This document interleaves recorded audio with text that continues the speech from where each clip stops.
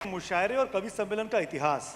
मैं इतिहास पे आऊंगा लेकिन और दो हिस्सों में बांट लेता हूं आपकी इजाजत से। मुशायरे पर भी बात कर लेते हैं, फिर हम कवि सम्मेलन पे आते हैं। आपको लगता है कि मुशायरे कम हो गए हैं या शायर कम हो गए हैं? कहाँ दिक्कत है? नहीं, देखिए, शायर कम नहीं हुए। एक समस्या उर्दू के साथ और मुशायरे के साथ आई। एक तो बताऊं आपको, मुशायरे हिंदी कवि सम्मेलन से पहले की विधा है। हिंदी कवि सम्मेलन 100 वर्ष पहले मानक रूप से कानपुर में पहला कवि सम्मेलन हुआ। इस साल हम हिंदी कवि सम्मेलन का 100वां वर्ष मना रहे हैं एक तरीके से। तालियां। मुशायरे तो पहले दरबारों से होते रहे हैं, जब सल्तनत पीरियड था तब होते रहे हैं।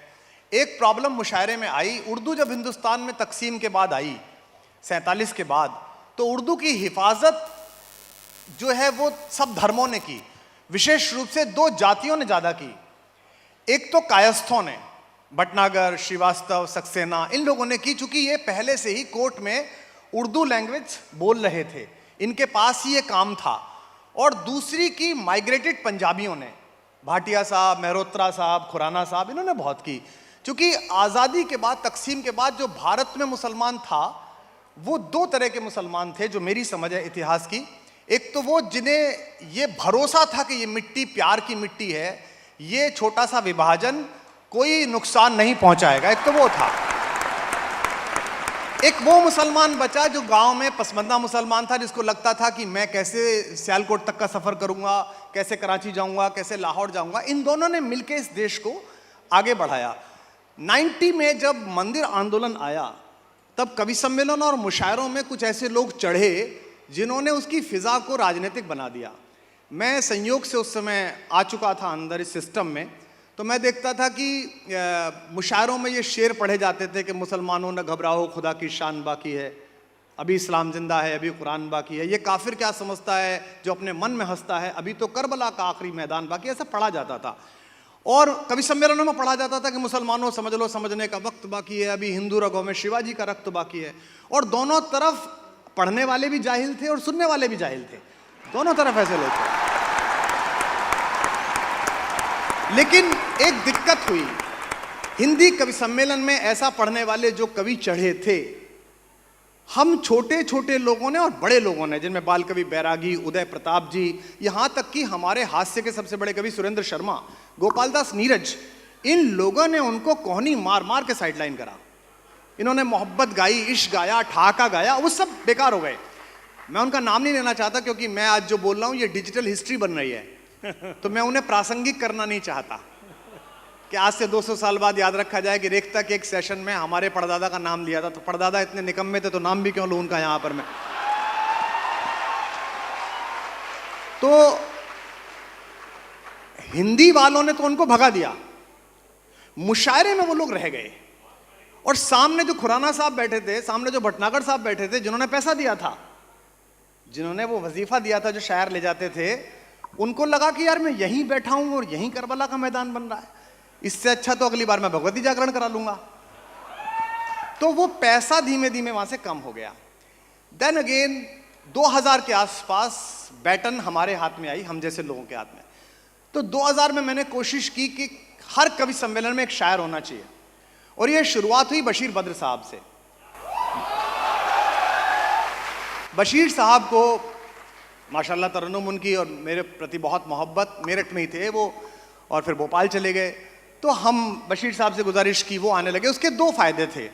एक तो हिंदी के जो ठेकेदार थे वो मेरी नई दुकान को मान्यता देने को तैयार नहीं थे।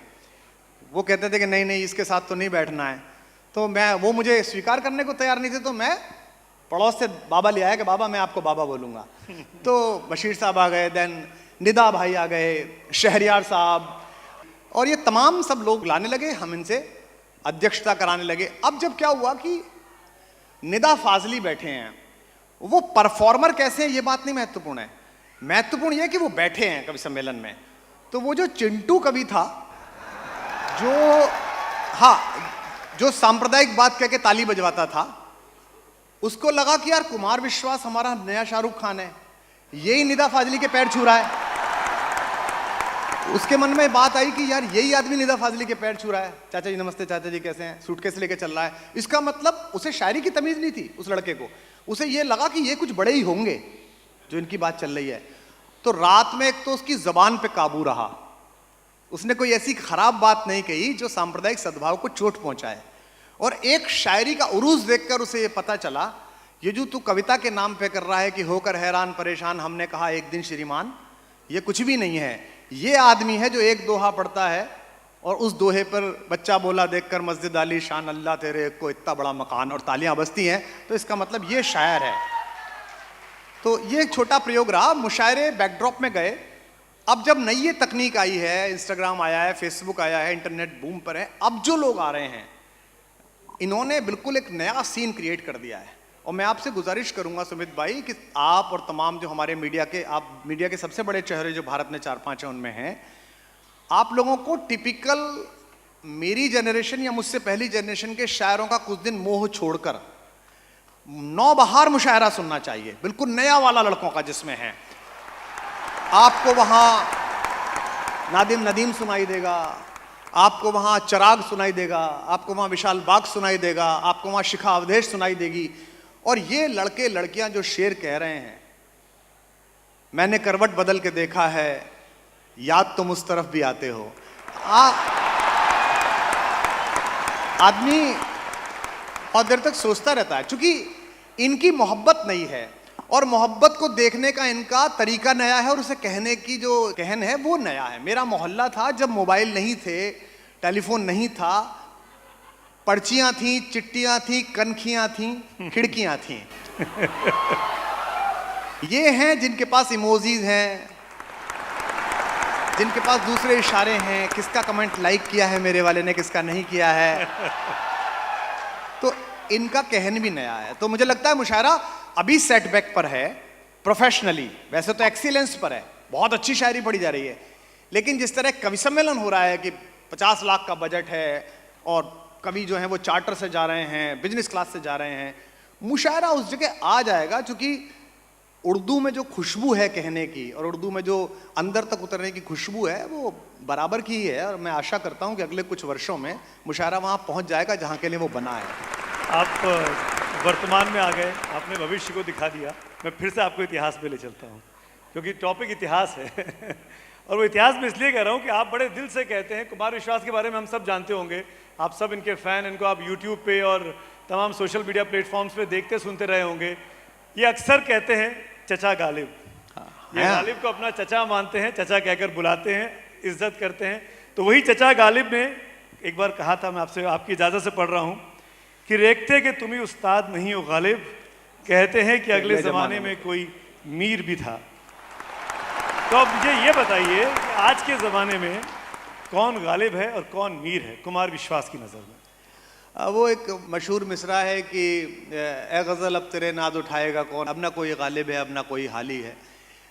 हर युग में अपने कहने वाले होते हैं। ये जो आपने चचा का शेर पढ़ा है, हमारे दोस्त है मंजर भाई, उनका एक शेर है कि कह दो मीरो गालिब से हम भी शेर कहते हैं, कह दो मीरो गालिब से हम भी शेर कहते हैं, वो सदी तुम्हारी थी ये सदी हमारी है। तो हर सदी में हर वक्त में क्रिएटिविटी में काम चलता रहता है और अलग अलग कहन के लोग कहते रहते हैं। लीजेंड सदा लीजेंड होते हैं।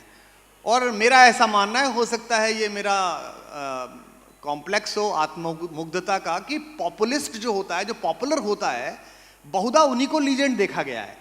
इतिहास की सारी ज़बानों में दो तीन भाषाएं जो मैंने सीखी पढ़ी हैं और 17 साल पढ़ाया है यूनिवर्सिटी एजुकेशन में, कि जो उस वक्त सुने जाते हैं, जैसे उस वक्त गालिब बहुत सुने जाते थे। मैं उनके साथ के समकालीन लोगों के नाम नहीं लूँगा, वो दरबार में ज़्यादा सुने जाते थे, लेकिन बाहर ज़माने में गालिब ज़्यादा सुने जाते। तो आज गालिब प्रासंगिक हैं। और मुझे लगता है कभी समतामूलक समाज आ गया तो नज़ीर अकबर आबादी ज़्यादा प्रासंगिक हो जाएंगे, वो और ज़्यादा महत्वपूर्ण हो जाएंगे, क्योंकि ज़माने की और जनता की कविता लिखते हैं। तो चचा ने जो एक लॉ लगाई है और उसके बाद तमाम यहाँ तक, जहाँ मैं बिल्कुल नए नाम के लिए हमारे दोस्त लोग बैठे हैं जो नए लोगों को बुलाते हैं, करते हैं, सुनते हैं, और ढूंढ ढूंढ के हम लोगों ने दुबई में इतनी मेहनत से हर 6 महीने में, भाई ये अच्छा लग रहा है, भाई ये कैसा है, इसके पास 2 ही गज़लें हैं क्या, नहीं इसके पास 3 हैं, और फिर उसको वहाँ ले जाना और पहुँचना। और फिर वो लड़का लिखता है, वो लड़की लिखती है कि अब मैं दुबई जा रही हूँ, मैं पहुँच गई हूँ, मैं शारजा आ गई हूँ, अमेरिका आ गई हूँ। बस एक बात मुझे कहनी है मेरे छोटे भाई बहनों से जो कहने में है, हो सकता है मैं आपसे कमज़ोर लिखता हूँ, लेकिन इस धंधे की समझ मुझे आपसे ज़्यादा है। मैंने इसको बहुत पास से देखा है। इसमें सबसे खराब बात आती है आत्ममुग्धता।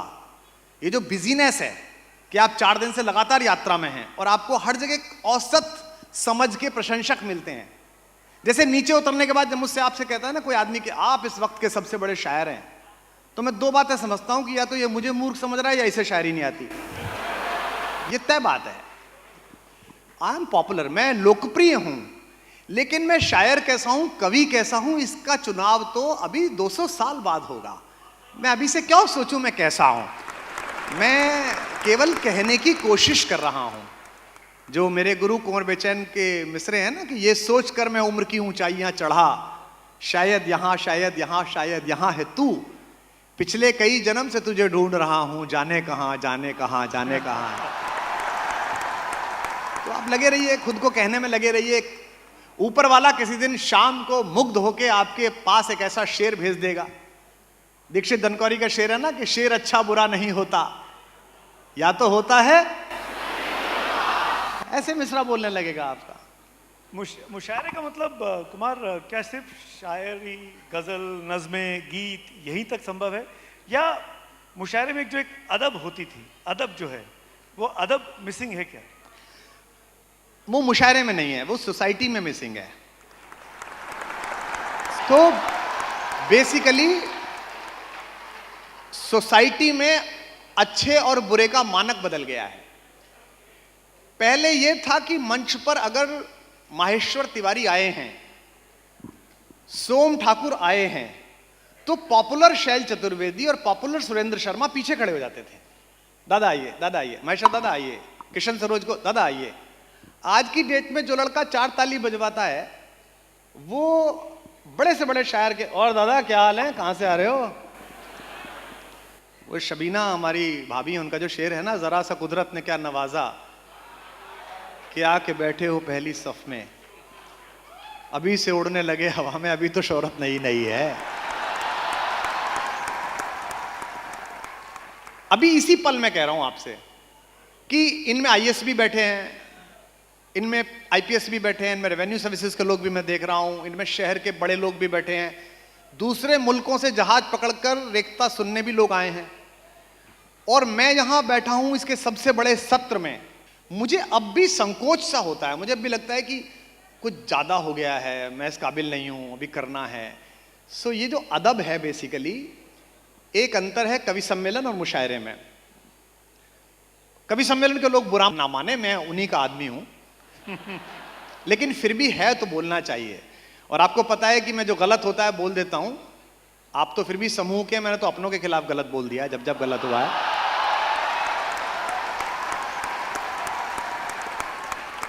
हमारे एक बड़े भाई थे दिल्ली में, आईपीएस थे वो दिल्ली पुलिस में, शायर थे। दुर्भाग्य से उनका जल्दी इंतकाल हो गया। रामपुर के नवाबों के घराने से थे वो। शुजाउद्दीन शाजिद इंग्लिश के प्रोफेसर थे, बाद में आईपीएस हो गए। शुजा खाबर साहब बड़े अच्छे शायर, आप में से कुछ लोगों ने सुने होंगे। कहां से इब्तिदा कीजिए बड़ी मुश्किल है दरवेशो, कहानी उम्र भर की और मजमा रात भर का है। तो मैं पिलखवे में रहता था, एमए में पढ़ता था। शाहजहांपुर में एक कवि सम्मेलन मुशायरा होता है शहीदों की याद में, बिस्मिल अशफाकुल्ला खान और ठाकुर रोशन सिंह की याद में।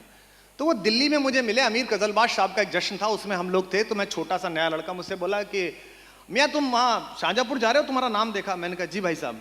कैसे जाओगे? भाई साहब बस से जाऊँगा। अच्छा नहीं हम दिल्ली से आएंगे और तुम्हारा तो पिलखवा है ना। मैंने कहा जी भाई साहब, वो बस अड्डे पे हम 12 बजे पहुंच जाएंगे, तुम आ जाना, हमारी कार से चलना। अब कार से जाना बड़ी बात थी, तो मैं 11:30 बजे बस अड्डे पहुंच गया सूटकेस लेके। अब मैं आपको मुशायरे और कवि सम्मेलन में अंतर बता रहा हूं। शुजा खाबर साहब आए 12 बजे, लाल बत्ती की गाड़ी, व्हाइट कलर की एम्बेसडर दिल्ली पुलिस की, आगे एक पुलिस वाला बैठा, पीछे वो बैठे। उन्होंने शीशा उतारा, हमें देखा, सलाम वलाम हुआ, बोले आ जाओ मियाँ आ जाओ। हमने पीछे सूटकेस रखा, हम बैठ गए। हापुड़ में अंदर से जाती थी कार, उस समय बाईपास नहीं था। उन्होंने अपने ड्राइवर से कहा वहाँ रोक लेना। मुझे लगा कोई चाय की दुकान होगी, कहीं होगी। तो गए तो हापुड़ में आर्य नगर के कोने पे एक 5 फीट बाई 7 फीट की एक दर्जी की दुकान थी। उसमें एक चचा जो थे, इतनी बड़ी दाढ़ी वाले, बाकायदा 5 वक्त के नमाजी, वो अपना खड़िया लेके पैंट पे वो लगा रहे थे कहाँ से कटेगा, और नीचे एक लड़का कैंची से काट रहा था और एक लड़का सिल रहा था। बाहर एक स्टूल पड़ा था इतना छोटा। शुजा भाई ने गाड़ी रुकवा दी तहसील पे और बोले आओ पैदल पैदल चलते हैं। मैंने कहा पता नहीं कहाँ ले जा रहे हैं। वहां पहुंचे, बोले अस्सलाम वालेकुम उस्ताद। उस्ताद ने कहा आओ शुजा मियाँ आओ, कहाँ जा रहे थे? उस्ताद मुशायरा था वहाँ शाहजहाँपुर में, ये कुमार विश्वास साहेब हैं, बड़े अच्छे गीत लिखते हैं, हिंदी के हैं कवि। अच्छा बेटा अच्छा आइए। स्टूल पे शुजा भाई बैठ गए, हम खड़े रहे। और क्या चल रहा है? तो उन्होंने कहा कि बस उस्ताद बढ़िया चल रहा है। फिर पर्चा वर्चा निकाला, एक गजल कही थी उस्ताद। हाँ हाँ क्यों नहीं, बेशक सुनाओ। उन्होंने उसका मतलब पढ़ा कि क्या शायद वो थी कि अजब सी बात है दुनिया मुझे मुर्दा समझती है। बाद में बदल गया उन्होंने, मुझे अपने सिवा जिंदा कोई मालूम नहीं होता। उसमें उस्ताद ने एक तरमीम लगाई कि बेटा इसमें तो ये ऐसी बात आनी चाहिए। उन्होंने कहा हाँ साहब, ठीक कर ली। फिर तीसरे शेर में कोई उन्होंने उस्ताद ने इस्लाह दी, फिर ठीक कर ली। फिर आखिरी शेर में इस्लाह दी, ठीक कर ली। ये वो आदमी है जो रामपुर के नवाबों के घर में पैदा हुआ है। रामपुर अपने आप में शायरी का एक बहुत बड़ा तीर्थ है, जब बड़े बड़े तोप पैदा हुए हैं। और जो आईपीएस है, जिसने करोड़ीमल कॉलेज में इंग्लिश पढ़ाई है, प्रोफेसर रहा है, वो एक दर्जी जो उसके उस्ताद हैं उनसे इस्लाह करवा रहा है उर्दू। ये उर्दू है। अब मैं आपको दूसरा किस्सा सुनाता हूं। 4-5 साल बाद मैं हिसार गया। हिसार में कवि सम्मेलन था, गोपाल दास नीरज, बाल कवि बैरागी और शैल चतुर्वेदी। तो पहले 2 दौर के प्रोग्राम होते थे। तो हम जब पीछे बैठे थे ऐसे, तो आयोजकों ने कहा साहब वो कॉलेज में प्रोग्राम था कि साहब जब तक आप आए, हमारे स्कूल का एक लड़का है बीएड कर रहा है, वो भी कविता लिखता है, उसकी कविता पढ़वा दें क्या? तो वो कविता पढ़ने लगा। तो नीरज जी ने कहा कौन कविता पढ़ रहा है? मैंने कहा चाचा कोई नया लड़का है। तो उस लड़के की कविता का शीर्षक है, उसने पहले बोला कि मैं जिंदगी में पहली बार कविता पढ़ रहा हूं, थोड़ा मुझे संकोच हो रहा है। मेरी कविता का शीर्षक है कवि बनने के नुस्खे। वो पहली बार पढ़ने आया तो नुस्खे बता रहा था। ये उर्दू और हिंदी में बेसिक अंतर है।